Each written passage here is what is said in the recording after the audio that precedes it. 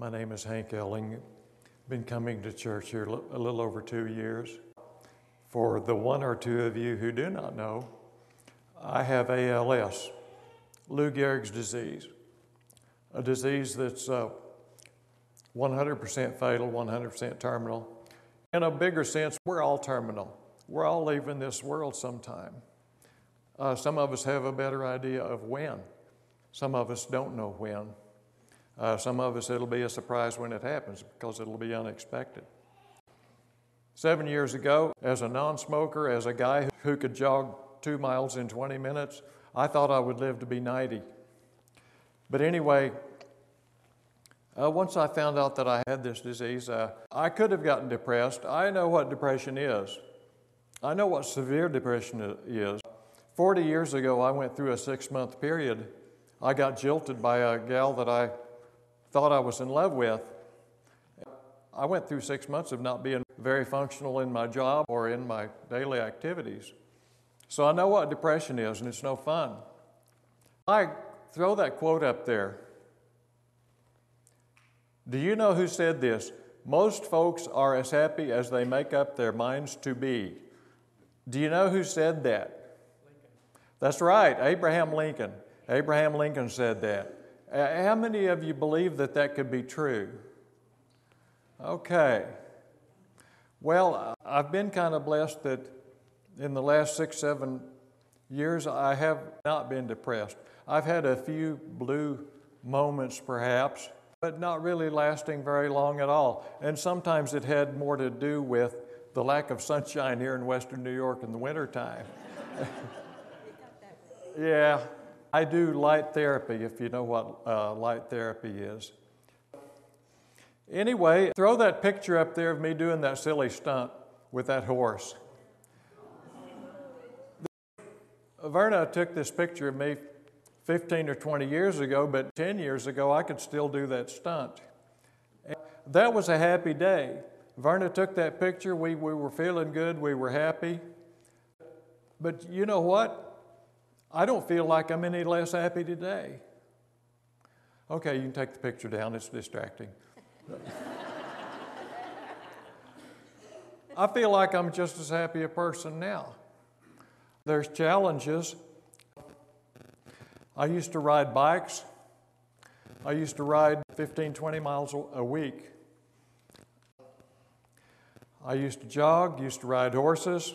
When we moved up to New York from Oklahoma, in 2009, we brought a couple of horses. A little more about that later. I had retired not long before we moved to New York in September 2009. After 2 or 3 months of getting settled in, I decided, well, I want a retirement job. Got a job at Silver Creek School driving a school bus. Well, after a few months on the job, something was wrong with the gas pedal on the bus, the way it interacted with my foot. I asked the mechanic to take a look at the gas pedal. He said, Hank, there's nothing wrong with the gas pedal. It wasn't the gas pedal, it was my foot. In a few weeks, I had to start driving with my left foot. Thank God for automatic transmissions. My foot would not work, was reluctant to work on the gas pedal or the brake pedal. Kept driving the bus, I was okay. I went to my boss, I said, hey, for some reason I'm having to drive with my left foot. I need to know if that's kosher and if I can still drive your buses. And the supervisor went and rode with me one day and she says, yeah, you're fine. My uncle drove with his left foot for 40 years. You're doing great. So I kept driving the bus for several more months. The summer of 2010 was a glorious time for me and my grandkids. We had those 2 horses, and I found out about all the organized equine activities here in Western New York. Great bunch of horsemen here in New York. Every weekend I would take a different grandkid on an organized trail ride. We had a wonderful time. But I got to noticing when I would mount a horse, I would have to lift my right leg and literally throw it over the other side of the horse. What was wrong with my leg? Why is it getting so lazy? And went along like that. When I went to get in a car, the leg wanted to be lifted into the car. It was just like it was getting lazy. I knew I had some kind of a medical issue, but I'm usually not reluctant to go get medical things checked out. But I waited quite a long time before I ever went and got that checked. Well, I finally went. I was seeing a neurologist. He sent me for tests, and he sent me for more tests.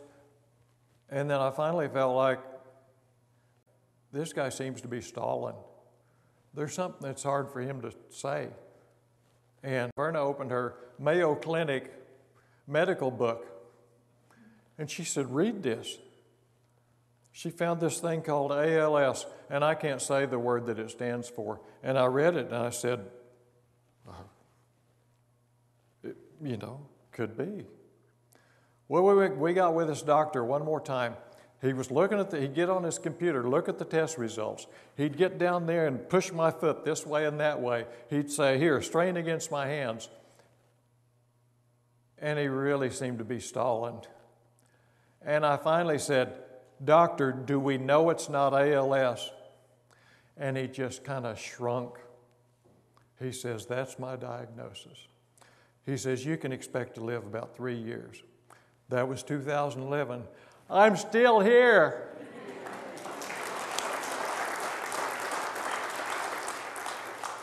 We went to another doctor for another diagnosis up in Buffalo. He was much more straightforward, a cheerful, friendly fellow, but he didn't pull any punches. He says, well, actually, they shouldn't say 3 years because you might just expect to drop dead on the 3rd anniversary. He says, well, usually more like 2 to 5 years. It gives you more of a span there. But anyway, one thing he did for me, he found out I was a veteran, and he says, you need to get into the VA because here at the Buffalo VA, they take good care of their ALS patients. Let me pet Western New York on the back here a little bit. There is a culture of compassion here, I believe. People are so friendly here, so compassionate. That feeling permeates the VA hospital that I attend in Buffalo. It's really the friendliest place I've ever lived. We were living at Forestville. We were in a house with 3 stairways. We had to get out of the house. We had to find some other living situation. John Williams, my son-in-law, raise your hand, John. Have you ever heard the term of someone being an instrument of the Lord? He went on the internet and found a house in Eden, America that was built for handicap from the start. A few months later, we were able to get into the house. No more stairways, none of that. No steps going into the house or steps getting into the garage.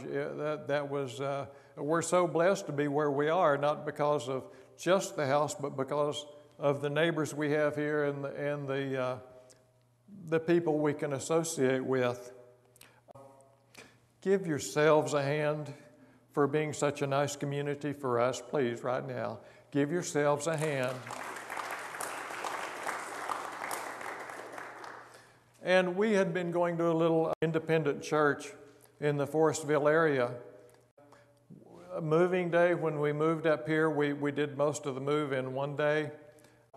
15 men and 2 or 3 women showed up from the church to help us move. That's about 1/3 of the normal attendance at that church. It wasn't they wanted to get rid of us, they just wanted to help us get into a better situation. So we were so thankful for that, and I've tried to thank them several times since, but I just hope they realize how much we appreciate them. Church. Our family has a great history of participating in church. The church we went to as children, it was a Methodist church, later called United Methodist. My grandpa had donated land for the church in 1908. He served as a Sunday school superintendent. Our father served as Sunday school superintendent. A great-grandfather had served.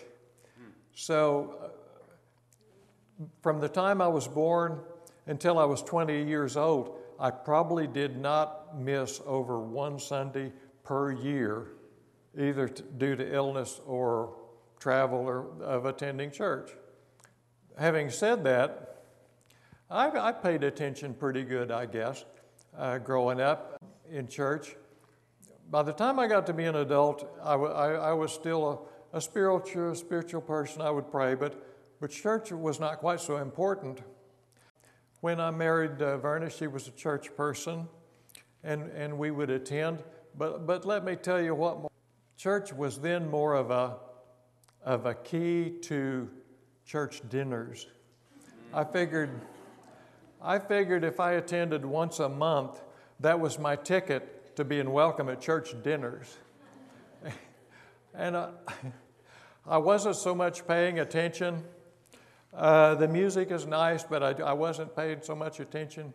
But I feel like here in the last couple of years, 2.5 years, I've started showing up more often, paying attention, trying to learn the teachings, feeling so blessed to be a member of a spiritual community who can share challenges and who offer encouraging words. I don't want to say sympathy. I don't feel sorry for myself, and I don't want people to feel sorry for me, but I do enjoy encouraging words from all my friends and family. Not being able to use my hands has been a lot more of a challenge than losing the use of my legs. The legs, I was able to get in a wheelchair. I could still play my guitar. I could use hand controls in a car. Go to the store, go shopping by myself. But people are so nice, they would see me going through the checkout stand with a basket of groceries in my lap, and the next person in line would always say, "Sir, do you need me to come help get your things into your car?" That's the type of people we have here. And then one time I was in a public building, and I needed the door to the men's room open. I asked a lady, "Would you open the door to the men's room?" She said, "Yes, and I'm a nurse. I will go in there if you need me to." That's the kind of people I've been blessed to be associated with. Other challenges, you don't realize until it comes what it's like to have to be fed. Every morsel of food you take into your body, or just about every drop of liquid, that someone has to help you with it. Can you imagine what are the two hardest foods to feed or be fed? Just think a minute. Western New York is famous for both of these foods. Corn on the cob and chicken wings. You got it. You got it. Or when you go to eat a sandwich, if the person being fed is accustomed to just eating right through the middle of the sandwich, and the person that is doing the feeding is accustomed to biting around the sides of the sandwich first, you try to let some of those habits go, because you can't, Verna, you just can't hang on to every little habit like that. Every little habit like that, can you? You both have to give a little bit. I think I find that I make friends a little quicker than I used to. You know, you don't have such a long life expectancy. Time seems a little shorter.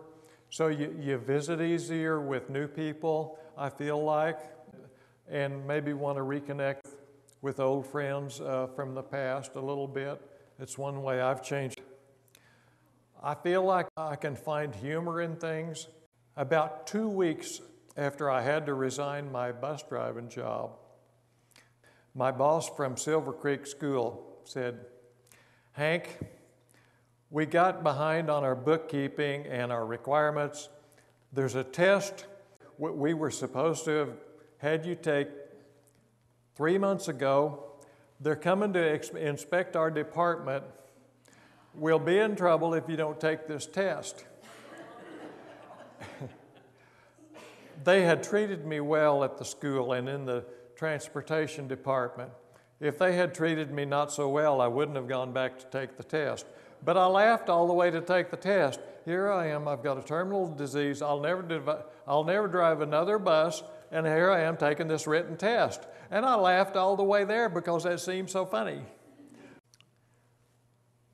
I've got a wonderful family. I have my 4 sisters. Would you stand up, please? Just stand up and wave. I'm the baby of the family. I'm 68 years, and 68 years old. They still think of me as the baby, probably. You'll have to ask them if I was ever a brat. I suppose I was part of the time. Anyway, I feel like we had a good upbringing. We're all speaking. We are all enjoy being together.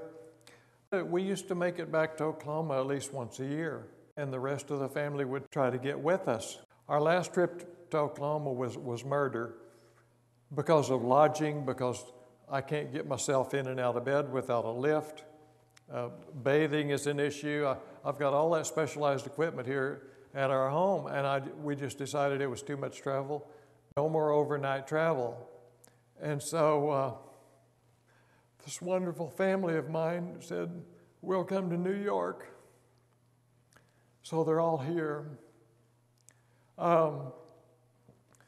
Let me tell you a little secret. If you're ever speaking in public and your voice starts to quiver and you think you're going to break down, just try to tighten your cheeks together, and I don't mean the cheeks on your face. Half of you are trying it right now, I can tell. My wonderful daughter could not be here today. Unfortunately, she's working. But her husband, John, wave again. Oldest grandson, Matthew, couldn't make it. Oldest granddaughter, Mary, could not be here. Josh, wave. And Gracie and Elijah, wave your hands. Our daughter, I and Sherry are not biologically related. That's near meaningless. We're close. We're very fond of each other. The day I got my diagnosis, Verna and our daughter said, we're here for you to the very end. When the end is going to be, the end ain't here. The end is not here yet. This earthly life, as long as it's good, well, it's good, and I want to be here. When the time is up, I'm passing through a portal. I'm going to another place. The main thing I regret is the kids having one less grandpa for a while. If you can drive your car and go where you want to, when you please, by yourself, I want you to rejoice. Right now, say, hallelujah. Hallelujah. And I want you to rejoice for me because I've got somebody to take me. Say it with me, hallelujah. If you can eat anything you wish and feed yourself, say hallelujah for yourself. Rejoice with me that I've got somebody to help me. Hallelujah. If you can turn on a light switch yourself, say hallelujah. In my house, I can say verbally, let there be light. Say hallelujah. If you can feed your own pets, say hallelujah. I've got 2 kids that help me do that. They get off the bus, and first thing they do is feed the dogs for me. Hallelujah. If you can wash yourself, hallelujah. I've got somebody to help me. Hallelujah. In the middle of the night, if I need to scratch my nose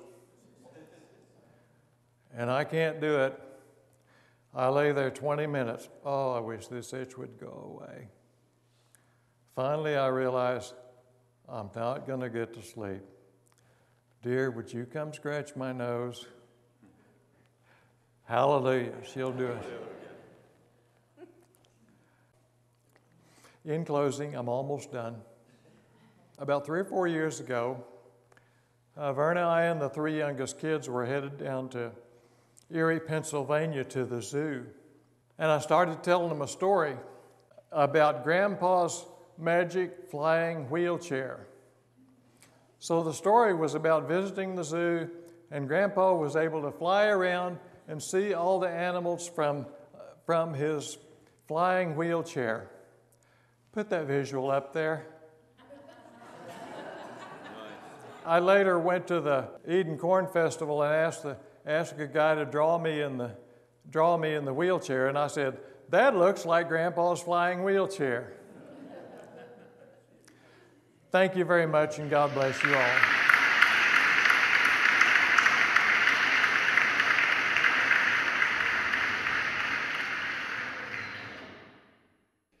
Happy trails to you until we meet again. Happy trails to you. Keep smiling until then. Who cares about the clouds when we're together? Just sing a song and bring the sunny weather. Happy trails to you until we meet again. Some trails are happy, others are blue. It's the way you ride the trail that counts. Here's a happy one for you. Happy trails to you until we meet again. Happy trails to you. Keep smiling until then. Who cares about the clouds when we're together? Just sing a song and bring the sunny weather. Happy trails to you until we meet again. Happy trails to you until we meet